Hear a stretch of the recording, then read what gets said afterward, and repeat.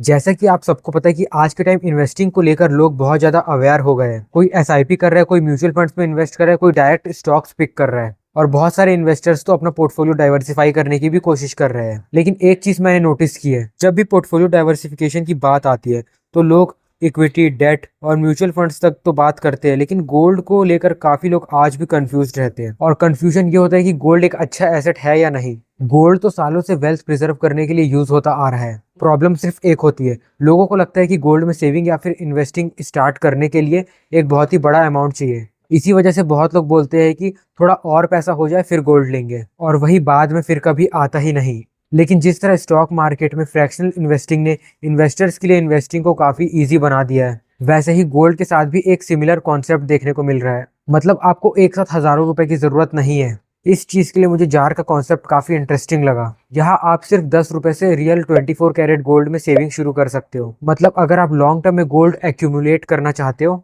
तो उसके लिए किसी बड़े कैपिटल की वेट करने का जरूरत नहीं है। छोटे अमाउंट से भी ग्रेजुअली अपनी गोल्ड सेविंग को बिल्ड कर सकते हो। और ऑनेस्टली मेरे हिसाब से तो इसका सबसे बड़ा फीचर 10 रुपए से स्टार्ट करने वाला भी नहीं है। सबसे यूजफुल फीचर है ऑटो सेव, क्योंकि इन्वेस्टिंग और सेविंग दोनों में सबसे डिफिकल्ट चीज अमाउंट नहीं होती, कंसिस्टेंसी होती है। हम सब मोटिवेशन के साथ स्टार्ट तो कर देते हैं, लेकिन कुछ हफ्तों या कुछ महीनों के बाद रेगुलर सेविंग मेंटेन करना डिफिकल्ट हो जाता है। जार में आप एक बार डिसाइड करते हो कि डेली, मंथली या वीकली आपको कितना अमाउंट सेव करना है, उसके बाद आपको हर रोज याद रखने की जरूरत ही नहीं पड़ती। जार ऑटोमेटिकली बैकग्राउंड में आपकी सेविंग करता रहता है, यानी आपको बार बार मैन्युअली ट्रांजैक्शन करने की जरूरत नहीं पड़ती। और धीरे धीरे एक डिसिप्लिन सेविंग हैबिट भी बिल्ड होती रहती है। अब नेचुरली डिजिटल गोल्ड का नाम सुनते ही क्वेश्चन आता है कि क्या ये सिर्फ ऐप में दिखने वाले नंबर से या फिर एक्चुअल गोल्ड भी है। ऑब्वियसली ये क्वेश्चन जेन्युइन है। जार में जो भी 24 कैरेट डिजिटल गोल्ड आप देखते हो वो रियल 24 कैरेट फिजिकल गोल्ड से बैक्ड होता है और आपके नाम पर स्टोर होता है। ये गोल्ड इंटरनेशनली रिकॉग्नाइज्ड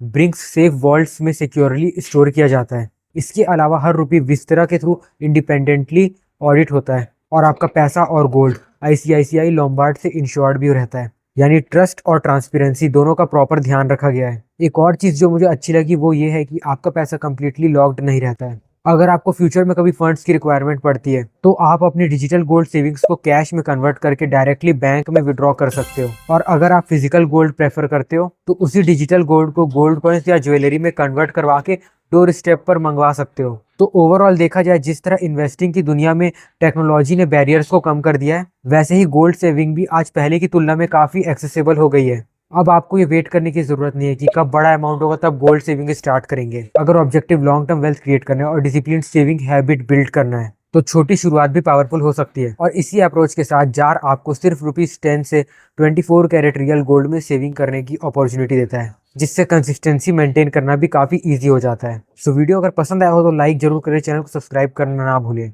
मिलते हैं ऐसे ही वीडियो में, टिल देन बाय।